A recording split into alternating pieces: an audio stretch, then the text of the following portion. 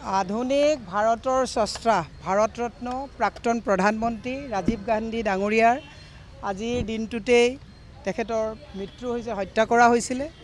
গতিকে সেইজন ব্যক্তি যিজনে ভাৰতবৰ্ষৰ গোটেই এটা আধুনিক ভাৰতবৰ্ষ তৈয়াৰ কৰাৰ স্বপ্ন দেখিছিলে আৰু সেই সূত্ৰে আজি আমি তেখেতৰ মৃত্যু দিৱসত গোটেই সমগ্ৰ ভাৰতবৰ্ষতেই তেখেতক আজি আমি স্মৰণ কৰিছোঁ। আমি আশা ৰাখিছোঁ তেওঁৰ যি আধৰুৱা সপোন থাকিল কংগ্ৰেছ দলে সেই আধৰুৱা সপোনবিলাকক পূৰ্ণতা দিব আৰু সেয়ে আমি তেখেতক স্মৰণ কৰি তেখেতৰ নীতি আৰু আদৰ্শৰে আমি অনুপ্ৰাণিত হৈ সমগ্ৰ ভাৰতবৰ্ষতে আজি তেখেতৰ প্ৰতি শ্ৰদ্ধাঞ্জলি জ্ঞাপন কৰিছোঁ। 1991 চনৰ 21 মে'ত আমাৰ ভাৰতৰ প্ৰাক্তন প্ৰধানমন্ত্ৰী ভাৰতৰত্ন ৰাজীৱ গান্ধী ডাঙৰীয়াই তেখেতে এখন লোকসভা নিৰ্বাচনী সভাত গ্ৰহণ কৰিবলৈ যাওঁতে দক্ষিণ ভাৰতত তেখেতে মৃত্যুবৰণ কৰিব লগা হৈছে।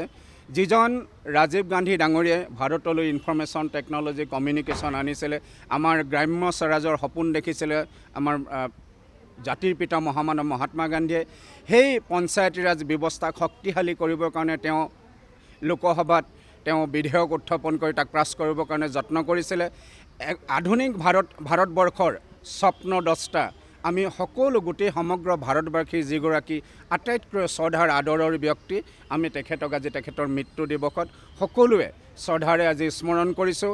আমি যেতিয়া ভাৰত স্বাধীন হৈছিল 1947 চনত, তাৰ পৰৱৰ্তী কালত আমাৰ যিসকল প্ৰধানমন্ত্ৰী হৈছিলে, জৱাহৰলাল নেহৰুৰ পৰা আৰম্ভ কৰি আমাৰ ডক্টৰ মনমোহন সিং, তাৰ পাছত আমাৰ নৰেন্দ্ৰ মোদী ডাঙৰীয়া আছে। জৱাহৰলাল নেহৰুৱে 33টা পাব্লিক ছেক্টৰ আণ্ডাৰটেকিং কৰিছিলে, লাল বাহাদুৰ শাস্ত্ৰীয়ে 5টা, ইন্দিৰা গান্ধী আটাইতকৈ ডাঙৰ সংখ্যক আছিলে মানে 36টা।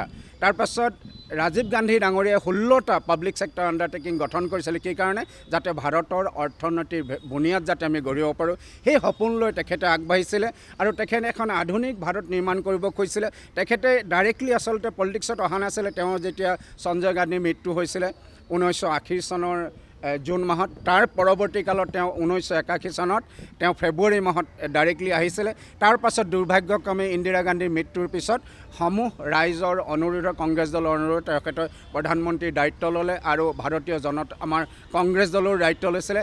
এনেকৈ এটা এই কম বয়সতে 40 বছৰ বয়সত দেশৰ প্ৰধানমন্ত্ৰীৰ দায়িত্ব লৈ ভাৰতবৰ্ষক পৃথিৱীৰ সকলো ৰাষ্ট্ৰৰ সমানে যাতে অৰ্থনৈতিক দিশত প্ৰগতিৰ দিশত যাতে আমি সমানে খোজকাঢ়ি পাওঁ, সেই দায়িত্ব বহন কৰি তেখেতে ভাৰতবৰ্ষক আগুৱাই লৈ যাবলৈ চেষ্টা কৰিছিলে। সেই মহান ব্যক্তিগৰাকীক আমি সকলোৱে আজি অসম প্ৰদেশ Congress committee, Indian national Congress, আমাৰ ফ্ৰণ্টেল অৰ্গেনাইজেশ্যন সকলোৱে, চেল চেণ্টি পাৰ্ট সকলোৱে আজি তেখেতক আমি শ্ৰদ্ধা ভক্তিৰ কৃতজ্ঞতাৰ স্মৰণ কৰিছোঁ। ভাৰতৰ নিৰ্মাতা ৰাজীৱ গান্ধী ডাঙৰীয়া আজিৰ দিনতে তেওঁ দেশৰ কাৰণে শ্বহীদ হৈছিলে আৰু এইজন মহান ব্যক্তিক আমি আজি গোটেই ভাৰতবৰ্ষৰ সকলোৱে তেওঁক শ্ৰদ্ধাৰে স্মৰণ কৰিছোঁ আৰু তেওঁৰ নীতি আৰু আদৰ্শক আমি আজি শ্ৰদ্ধাৰে সোঁৱৰণ লৈছোঁ আৰু সেইকাৰণে আজি আমি ইয়াত সমবেত হৈ আজি তেওঁৰ মূৰ্তিত আজি পুষ্পাঞ্জলি অৰ্পণ কৰিছোঁ।